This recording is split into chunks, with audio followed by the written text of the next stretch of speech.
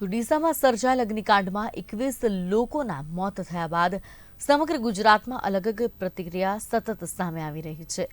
હવે તંત્ર દ્વારા પણ વિરોધાભાસી નિવેદન આવી રહ્યા છે।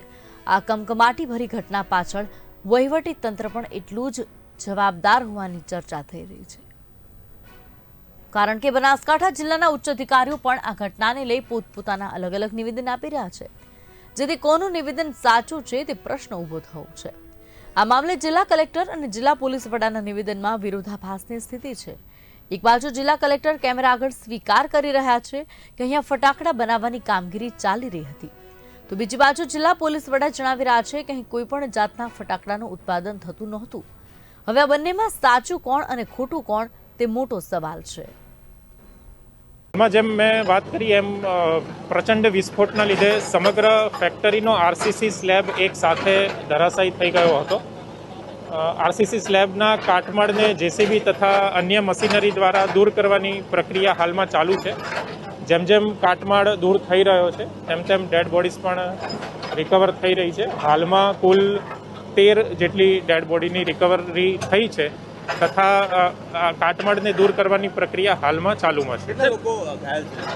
હાલમાં કુલ 4 જેટલા લોકો ઇજાગ્રસ્ત થયા છે, જેમાંથી 2ને પાલનપુર સિવિલ હોસ્પિટલ અને 2 ઇજાગ્રસ્તને ડીસા સિવિલ હોસ્પિટલ ખાતે રિફર કરાયા છે અને 4 ઇજાગ્રસ્ત હાલમાં સ્ટેબલ છે। સમગ્ર ઘટના કઈ રીતે થઈ? અંદાજિત સવારે 9:45ની આજુબાજુ ફેક્ટરીમાં પ્રચંડ વિસ્ફોટ થયો હતો। વિસ્ફોટ એટલો બધો તીવ્ર હતો કે એક સાથે વિસ્ફોટ થવાની સાથે જ સમગ્ર ફેક્ટરીનો આરસીસી સ્લેબ નીચે બેસી ગયો હતો અને જે પ્રાથમિક દ્રષ્ટિએ જાણવા મળી રહ્યું છે તે મુજબ ત્યાં કામ કરતા મજૂરોના પરિવારો પણ અહીંયા જ રહેતા હતા, એથી એ જે પરિવારો છે એ સ્લેબ નીચે દટાયા હોવાનું પ્રાથમિક દ્રષ્ટિએ જાણવા મળી રહ્યું છે। લોકોના મીડિયાના માધ્યમથી જણાવવા માંગીશ કે ઘણી બધી જગ્યાએ જે છે એવો ભ્રમ ચાલી રહ્યો છે કે અહીંયા ફટાકડાની ફેક્ટરી હતી અને ફટાકડા બનાવવાનું અહીંયા કામ ચાલુ હતું, કે અહીંયા કોઈ બોઇલર હતું કે જેમાં બ્લાસ્ટ થયો છે।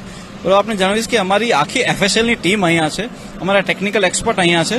આપણે જણાવવા માંગીશ કે એવા કોઈ પણ એવિડન્સ નથી કે અહીંયા કોઈ ફટાકડા બનાવી રહ્યા હતા કે ફટાકડાની ફેક્ટરી હતી। પ્રાથમિક રીતે અહીંયા જે છે એ ધ્યાનમાં આવી રહ્યું છે પ્રકારે અહીંયા એ લોકો ફટાકડાનો સ્ટોક રાખી રહ્યા હતા અને જે હાલમાં તમે મીડિયાની ટીમ અને બધા લોકો જોઈ પણ શકે છે। સેકન્ડ જે વસ્તુ કહેવામાં આવે છે કે અહીંયા કોઈ બોઇલર હતું કે જેની અંદર બ્લાસ્ટ થયો છે, આપણે અહીંયા તમામ કાટમાળ બી હટાવ્યો છે। બોઇલર હોય તો એના એવિડન્સ અલગ હોય, અહીંયા કોઈ પણ પ્રકારનું કોઈ બોઇલર હતું નહીં કે જેની અંદર બ્લાસ્ટ થયો હોય એવી કંઈ પણ ઘટના બની નથી। ત્રીજી જે લોકો આવી ચાલી રહી છે કે એમાં ખૂબ ભયાનક અને ભીષણ આગ લાગી હતી। તમે લોકો મીડિયાની ટીમ બી અહીંયા હાજર છે, તમે લોકો જોઈ શકો છો કે જ્યારે આગજની થતી હોય છે ત્યારે ખૂબ એના કાળા નિશાનો, ધબાના નિશાનો હોય અને એ અલગ પ્રકારની ઘટના હોય। તમે જોઈ શકો છો કે કોઈ પણ જગ્યાએ મોટી આગજની થઈ હોય એવું ક્યાંય દેખાતું નથી।